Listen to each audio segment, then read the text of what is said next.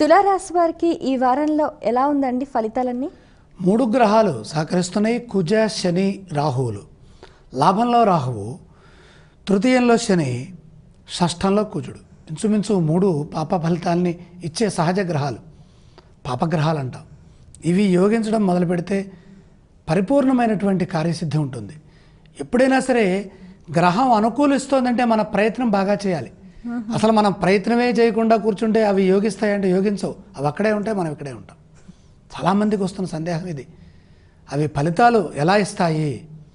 మనం అనుకూలంగా మంచి మనస్సుతో మన ప్రయత్నం మనం చేస్తే ఆ 3 గ్రహాలు ఇచ్చేటటువంటి ఫలితం ఏ విధంగా ఉంటుందంటే ప్రయత్నపూర్వక కార్యసిద్ధి.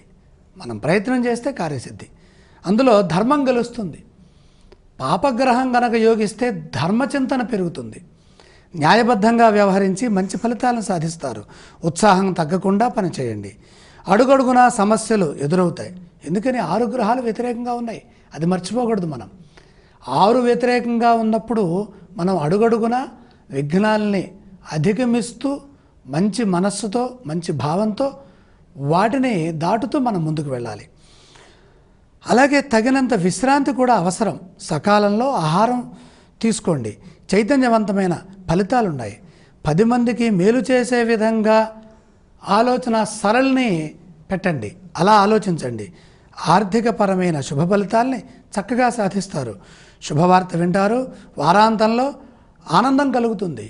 తులారాశి వారు పఠించవలసిన స్తోత్రాలు ఏవండి? శివారాధన చేయటం, అభిషేకం చేసుకోవడం చాలా మంచిది. ఆలయ సందర్శన క్రమంలో ఏ దేవీ దేవతలను దర్శిస్తే మంచిదంటారు? పరమేశ్వర దర్శనం చేయాలి. బిల్వాలతో స్వామిని అర్చించాలి. తులారాశి వారు చేయవలసిన దానాలు ఏవండి? 12వ రాశిలో గురుగ్రహ సంచారం ఉంది కాబట్టి శనగలు దానం చేస్తే ఆర్థిక పరిపుష్టి మరింతగా పెరుగుతుంది.